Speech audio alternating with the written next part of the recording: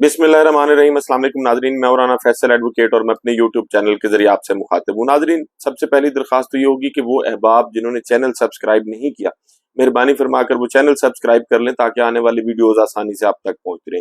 नाजरीन, पाकिस्तान में इस वक्त रियासत पाकिस्तान का सबसे बड़ा मसला इमरान खान है, इसमें कोई दूसरी राय नहीं है। इमरान खान साहब के खिलाफ मजीद एक शिकंजा जो है वो अब कस लिया गया और इम्कानात ये हैं कि अब उनके खिलाफ आर्टिकल 6 लगाने की तैयारियां जो है वो मुकम्मल हो गई हैं। इस पर भी बात करेंगे कि क्या किया जा रहा है। उसके साथ साथ नाजरीन, इंसदाद दहशतगर्दी अदालत की जानिब से भी एक हुक्म सामने आया है जिसमें इमरान खान साहब की तलबी की गई है, उस पर भी बात करेंगे। उसके साथ साथ जो पाकिस्तान तहरीक इंसाफ के हिमायत याफ्ता लोग पाकिस्तान में होने वाले 8 फरवरी के इंतखाबात में कामयाब हुए थे और उन इंतखाबात के बाद फिर उन्होंने पाकिस्तान सुन्नी इत्तेहाद कौंसिल को ज्वाइन किया था, लेकिन इलेक्शन कमीशन ऑफ पाकिस्तान ने सुन्नी इत्तेहाद कौंसिल को खवातीन और अकलियतों की मखसूस नशिस्तें नहीं दी थी, जिसके बाद ये मामला हाई कोर्ट में, फिर सुप्रीम कोर्ट में, अब ये सुप्रीम कोर्ट में केस समाअत के लिए बाकायदा फिक्स हो गया। इस पर भी आपसे बात करेंगे। पहले बात करते हैं कि इमरान खान साहब के खिलाफ जो है वो शिकंजा अब क्या कसने की तैयारी शुरू की जा रही है। नाजरीन, अगर आप एक सीक्वेंस देखें, तरतीब देखें, इमरान खान साहब के खिलाफ 3 केसेस ऐसे बनाए गए जिनमें कोशिश ये की गई कि उनको सजा दिलवाई जाए और फिर इस कोशिश में जो है वो रियासत कामयाब भी हुई। एक केस साइफर वाला केस था, उसमें इमरान खान और शाह महमूद कुरैशी दोनों को सजाएं सुनाई गई। एक केस इद्दत में निकाह वाला था, उसमें इमरान खान और बुशरा बीबी दोनों को सजाएं सुनाई गई। और इसी तरह तोशा खाना वाला जो केस था उसमें भी इमरान खान साहब को सजाएं सुनाई गई। तोशा खाना वाला जो केस है उसमें इमरान खान साहब की सजा मुअत्तल हो चुकी है। साइफर केस जो है उसको 28 तारीख को तातील होने की वजह से उसकी समाअत मुकम्मल नहीं हो सकी थी और अब साइफर केस जो है वो भी समाअत के लिए मुकर्रर हो गया। 3 जून को इसकी सोमवार को इसकी समाअत होगी। जस्टिस आमिर फारूक साहब और जस्टिस गुल हसन औरंगजेब साहब पर मुश्तमिल ये बेंच है जो इसकी समाअत करेगा और उम्मीद यही है कि उसी तारीख को इसका फैसला महफूज कर लिया जाएगा और फिर 1-2 दिन या 4 दिन या जितने भी दिनों के बाद भारत इस फैसले को सुनाया जाएगा। अदालत की जानिब से बता दिया जाएगा कि इमरान खान साहब की अपीलें मंजूर हुई हैं नहीं। जो उस कार्रवाई हुई है उसके अपीलों की समाअत के दौरान उसमें महसूस यही होता है कि इमरान खान और शाह महमूद कुरैशी जो है वो दोनों उनके खिलाफ प्रोसिक्यूशन जो है वो इल्जामात साबित नहीं कर सकी, उनको बरी कर दिया जाएगा। साइफर केस जो है ये अपनी मौत इस तरह मर जाएगा। इद्दत में निकाह वाला जो केस है उसमें भी महसूस यही हो रहा है कि उस केस में भी इमरान खान और बुशरा बीबी की अपीलें जो है वो मंजूर हो जाएंगी। उसमें 12 डिलेइंग टैक्टिक से इस्तेमाल किए गए और उसकी समाअत जो है वो तो हो गई थी लेकिन फैसला ना हो सका क्योंकि उस तारीख को फिर से अदम एतमाद किया गया जज साहब पर और फिर जो जज थे इस्लामाबाद के सेशन जज शाहरुख अर्जुमंद, उन्होंने रजिस्ट्रार हाई कोर्ट को खत भी लिख दिया कि मेरा अब इस केस की समाअत जो है इस पर फैसला करना मुनासिब नहीं, इसलिए किसी दीगर मजाज अदालत में इस केस को भेज दिया जाए। तो उस केस का भी फैसला होने वाला है। लेकिन अब चूंकि वो ताकतें या वो लोग या वो इदारे जो इमरान खान साहब को जेल में देखना चाहते हैं उन्होंने मजीद जो है वो कोशिश की और इमरान खान साहब के खिलाफ संगीन इल्जामात के तहत मजीद एक जो केस है उसकी तैयारी अब शुरू कर दी गई है, बल्कि किसी हद तक वो तैयारी जो है वो मुकम्मल हो गई है। नाजरीन, इमरान खान साहब का चीफ जस्टिस काजी फायजीसा साहब के हवाले से भी उनका एक मौक़िफ़ रहा है। इसी तरह जो कमर जावेद बाजवा साहब हैं पाकिस्तान के साबिक आर्मी चीफ, उनके हवाले से भी उनका एक मखसूस मौक़िफ़ रहा है। उन्होंने बड़ी तनकीद भी की है, DGISPR पर भी उन्होंने तनकीद की और इसी तरह जो है उनके खिलाफ मुख्तलिफ मुकदमात जो हैं वो भी दर्ज होते रहे। लेकिन अब जो है तो एक इल्ज़ाम है इमरान खान साहब पर FIA की जानिब से जो लगाया गया। FIA ने एक इमरान खान साहब के खिलाफ इंक्वायरी में उनको शामिल तफ्तीश करने की जो है वो इजाजत मांगी इस्लामाबाद के मजिस्ट्रेट से, जुडिशल मजिस्ट्रेट से, और वो जो दरखास्त की उस दरखास्त में लिखा कि जी बानी PTI यानी इमरान खान के एक्स हैंडल से रियासत मुखालिफ वीडियो बयानिए की तशहीर की गई। बानी PTI के एक्स ऑफिशियल हैंडल से रियासत मुखालिफ प्रोपेगेंडा किया गया और फिर एक्स ऑफिशियल हैंडल से इदारों खसूसन पाक आर्मी के खिलाफ प्रोपेगेंडा किया गया। 26 मई को पोस्ट वीडियो में आर्मी के खिलाफ प्रोपेगेंडा किया गया। हकायक को तोड़ मरोड़ कर ऑफिसर जवानों में बगावत की कोशिश की गई। अब ये इल्जाम देखें ना, बगावत, ऑफिसर जवानों में इश्तियाल पैदा करने की कोशिश की गई। वीडियो के जरिए मुख्तलिफ रियासती इदारों में तफरीक पैदा करने की कोशिश की गई थी। ये वीडियो सरीहन पीका एक्ट 2016 की खिलाफ वर्जी है और बानी पीटीआई से तफ्तीश के लिए इजाजत दी जाए। और फिर 26 मई को नाजरीन ये वीडियो 10:58 पर लोड हुई है, तकरीबन 3.5 मिनट की ये वीडियो है। ये वीडियो भी मैं आपके सामने रखता हूँ। 26 मई को वीडियो अपलोड हुई है। 29 मई को FIA साइबर क्राइम सर्कल ने इंक्वायरी शुरू कर दी और फिर 30 मई को उन्होंने इस इंक्वायरी के लिए दरखास्त दे दी जज को, और 30 मई को ही जज ने इमरान खान साहब से जेल में तहकीकात की इजाजत दे दी। और 30 मई को ही अदालत से इजाजत मिलने के बाद जेल में जाकर तहकीकात भी कर ली गई। उस पर इमरान खान साहब ने कहा था कि मैं अपने वकील की मौजूदगी में इस इंक्वायरी में बैठूंगा, और इल्जाम के मुतालिक उन्होंने कहा कि ये एक बड़ा नॉनसेंस सा इल्जाम है।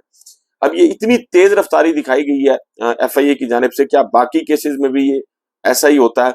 अगर ऑडियो लीक्स जो केस जो जस्टिस बाबर स्टार साहब की अदालत में जेर समाअत है उसमें अभी तक FIR दर्ज नहीं हो सकी, लेकिन यहाँ जो कुछ किया जा रहा है उसमें बहुत ज्यादा जल्दी दिखाई जा रही है।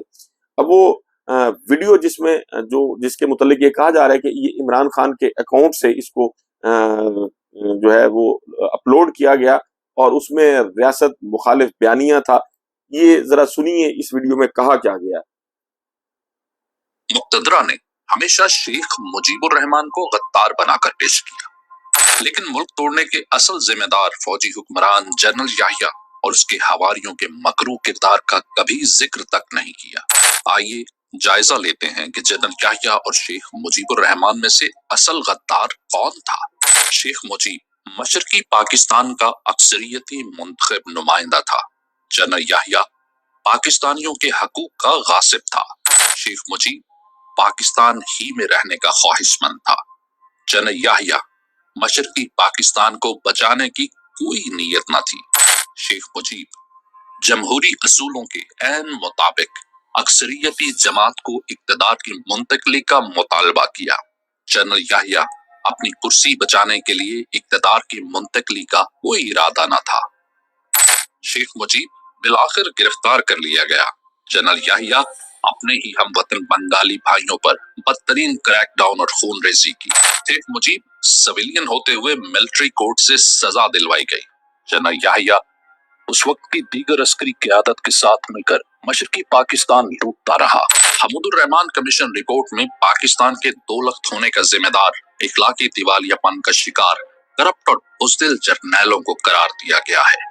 रिपोर्ट में बदनामे ज़माना ऑपरेशन सर्चलाइट का जिक्र है, जिसके मुताबिक उस वक्त की अस्करी क़यादत ने मशरकी पाकिस्तान में आतिशज़नी, दानिश्वर और पेशेवर अफराद का कत्लेआम, बगावत को रोकने का बहाना बनाकर ईस्ट बंगाल रेजिमेंट के अफसरान का कत्लेआम, बिजनेसमैन और इंडस्ट्रियलिस्ट का कत्लेआम और हिंदू अक़लियतों का कत्ल किया। बहुत बड़ी तादाद में उस वक्त के अफसरान और जवानों ने बंगाली औरतों का रेप किया और सबको इज्तिमाई कब्रों में दफन किया। ये सिलसिला ऑपरेशन के आगाज से जंग के इख्तिताम तक जारी रहा। जो अस्करी क़यादत अपनी आवाम ही से लड़ने में मसरूफ थी, वो दुश्मन का क्या मुकाबला करती। महज 2 हफ्ते में जनरल नियाज़ी ने भारतीय जनरल के सामने हथियार डालते हुए शिकस्त की जिल्लत आमेज दस्तावेज पर दस्तखत किए, जो आज तक पाकिस्तान पे सयाद धब्बा है। कमीशन रिपोर्ट में पाक फौज की सीनियर क़यादत की बुज़दिली, उनकी नाकिस हिकमत अमली और गलत फैसलों की वजह से सकूते ढाका के जिम्मेदारान के कोर्ट मार्शल का भी मुतालबा किया गया, जबकि मुक्तदरा ने हमेशा शेख मुजीब को गद्दार साबित करने की कोशिश की। आखिर उसका कसूर क्या था? क्या पाकिस्तान के अवाम ने उसे सबसे ज्यादा नशिस्तों पर कामयाब नहीं करवाया था? और क्या जमहूरी असूल के मुताबिक इक्तदार अवामी लीग को मुंतकिल नहीं किया जाना चाहिए था? अगर इन बातों का जवाब हाँ में है, फिर हमें खुद से पूछना चाहिए कि जिस शेख मुजीब को मुगालता पाकिस्तान में गद्दार साबित किया गया, क्या वाकई वो इस लक़ब का हकदार था या असल गद्दार जनरल याहिया था? आज भी खुद को रियासत समझने वाले जंगल के बादशाह ने अवाम की अक्सरियती जमात के मैंडेट पर डाका डालकर मुस्तरद शुदा अक़लियत को मुल्क पर मुसल्लत कर रखा है। आज पाकिस्तान में सकूते ढाका की तारीख दोबारा दोहराई जा रही है, जो कि 1971 के मुल्क तोड़ने के जहन की अक्कास है। اب اس ویڈیو میں جو کچھ کہا گیا کوئی پاکستان میں جو شخص اپنے آپ کو یہ سمجھتا ہو کہ عمران خان صاحب پر یہ کیس سچا ہے، وہ آئے اور اس جو یہ ویڈیو ہے اور اس ویڈیو میں جو حمود الرحمان کمیشن کے متعلق جو کچھ کہا گیا کہ اس کی رپورٹ میں جو چیزیں سامنے آئیں، جو حقائق سامنے آئیں، اس کو کچھ شخص جھٹلا کے دکھائے۔ یہ حمود الرحمان کمیشن جو تھا یہ کس نے بنایا تھا، اس میں کون کون سے لوگ شامل تھے، اس کمیشن نے کس کس شخص کا بیان ریکارڈ کیا تھا، اس کمیشن کی رپورٹ کیوں منظر عام پر نہیں لائی گئی، اور اگر اس کمیشن کی رپورٹ سچ پر مبنی نہیں تھی، غلط تھی، تو پھر کیا کوئی اور کمیشن بنایا گیا؟ کیا کسی دوسرے کمیشن نے اس کمیشن کی رپورٹ کو مسترد کیا؟ اس وقت کے چیف جسٹس کی سربراہی میں بنایا جانے والا یہ کمیشن جو ہے، اس کی رپورٹ کو منظر عام پر کس نے نہیں آنے دیا؟ اور پھر اگر یہ رپورٹ غلط ہے یا صحیح ہے تو حکومت اب اس کو شائع کر دے۔ اس کمیشن کی رپورٹ پر بات کرنا جرم ہے، اور کیوں یہ بات نہیں کی جا سکتی؟ شاید پاکستان کا کوئی ادارہ جو ہے وہ اس کا مورال ڈاؤن ہوتا ہے یا اس کے ملازمین کا مورال ڈاؤن ہوتا ہے، تو ایک ادارے کے مورال کی بات کی جاتی ہے، بھلے قوم کا مورال جو ہے وہ ڈاؤن ہو جائے۔ ناظرین، والیوم 10 کی بھی ایک بات کی گئی تھی پیناما پیپر کیس میں، وہ والیوم بھی میں سمجھتا ہوں قوم کے سامنے آنا چاہیے۔ یہ حمود الرحمان کمیشن جو ہے اس کی رپورٹ کو بھی سامنے آنا چاہیے، ویسے تو ہے لیکن حکومت پاکستان کو سامنے لے کے آنا چاہیے۔ کیا یہ سچ نہیں ہے کہ بنگالیوں کا قتل عام کیا گیا تھا؟ کیا یہ سچ نہیں ہے کہ بنگالیوں کی بچیوں کو، بنگالی بیٹیوں کو آپس میں مال غنیمت کی طرح تقسیم کیا گیا تھا؟ کیا یہ سچ نہیں ہے کہ وہاں ہماری 90,000 فوج قید ہوئی تھی؟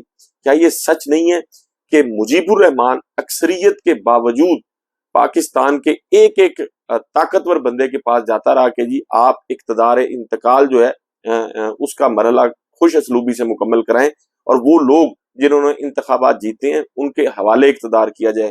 لیکن اس کو غدار بنایا گیا۔ غدار تو اس سے پہلے فاطمہ جناح کو بھی بنایا گیا تھا، اور بھی پتہ نہیں کون کون سے لوگ غدار بنائے گئے ہیں۔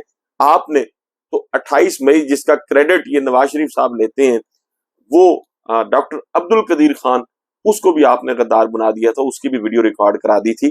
لیکن سچ یہ ہے کہ پاکستان کے اس جو سیاہ دن تھا، جس وقت یہ سقوط ڈھاکہ کا سانحہ رونما ہوا، اس کے ذمہ دار وہی لوگ ہیں جن کے متعلق اس رپورٹ میں بات کی گئی ہے، اور جب تک ان کے خلاف کاروائی نہیں کی جائے گی اس وقت تک پاکستان میں اس قسم کے سانحات جو ہیں، اللہ نہ کرے کہ ہوں، لیکن اس کے امکانات بہرحال موجود ہیں۔ جب آپ لوگوں سے ووٹ کا حق چھینیں گے، جب آپ لوگوں سے بولنے کی آزادی چھینیں گے، جب آپ لوگوں سے سوچنے کی آزادی چھینیں گے، جب آپ لوگوں سے شاعری کی اجازت بھی چھین لیں گے، تو پھر لاوا پھٹتا ہے، اور جب لاوا پھٹتا ہے تو پھر ایسے واقعات جو ہے وہ ظہور پذیر ہوتے ہیں۔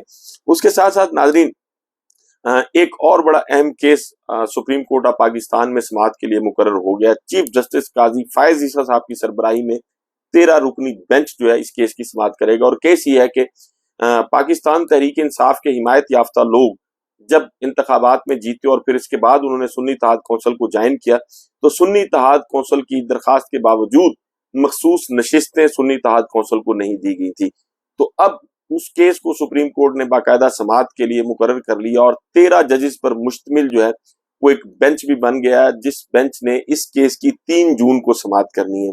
یہ بینچ قاضی فائز عیسیٰ صاحب کی سربراہی میں بنا ہے، جس میں جسٹس منصور علی شاہ، جسٹس منیب اختر، جسٹس یحییٰ آفریدی، جسٹس امین الدین خان، جسٹس جمال خان مندوخیل، جسٹس محمد علی مظہر، جسٹس عائشہ ملک، جسٹس اطہر من اللہ، جسٹس حسن اظہر رضوی، جسٹس شاہد وحید، جسٹس عرفان سعادت خان اور جسٹس نعیم اختر افغان جو ہیں وہ شامل ہیں۔ یہ ساری باتیں اپنی جگہ پہ، اس کیس نے کیا فیصلہ اس میں ہوگا یا نہیں ہوگا، لیکن اس سے پہلے ایکسٹینشن کی چونکہ بات ہو رہی تھی، اور ایکسٹینشن صرف اسی صورت میں ممکن ہے اگر پاکستان مسلم لیگ نون اور اس کے اتحادیوں کے پاس 2/3 اکثریت رہتی ہے۔ اگر 2/3 اکثریت چلی جاتی ہے تو پھر آئین میں ترمیم نہیں ہو سکے گی، اور جب آئین میں ترمیم نہیں ہو سکے گی تو پھر چیف جسٹس آف پاکستان ہو یا کوئی بھی اس ایسے کسی عہدے پر بیٹھا ہوا شخص ہو جس کا دورانیہ مقرر کر دیا گیا ہو آئین کے اندر، اس کو ایکسٹینشن نہیں مل سکتی۔ اب سپریم کورٹ اس کیس میں نظریہ ضرورت سے کام لیتی ہے، مصلحت سے کام لیتی ہے، پاکستان کے آئین اور قانون کے مطابق اس کا فیصلہ کیا جاتا ہے، اس کا تو انتظار کرنا پڑے گا۔ لیکن اس کے ساتھ ساتھ آج ایک ریاست پاکستان کی جانب سے ایک بڑا شرمناک اعتراف جو ہے وہ کیا گیا ہے اسلام آباد کی عدالت میں۔ नाजरीन आपको पता है कि एक शायर हैं अहमद फरहाद साहब जिनको अगवा किया गया था और फिर जब उनकी बाजियाबी के लिए पेटिशन फाइल की गई तो फिर उस पेटिशन में जो है वो पहले तो कहा गया कि जी ठीक है तलाश करते हैं देखते हैं, वक्त मांगा गया और फिर उसके बाद एडवोकेट जनरल साहब की जानिब से, अटॉर्नी जनरल साहब की जानिब से बताया गया कि जी उनको कश्मीर में एक मुकदमा में पुलिस ने गिरफ्तार किया। तो आज उस केस जो है वो समाअत के लिए मुकर्रर था।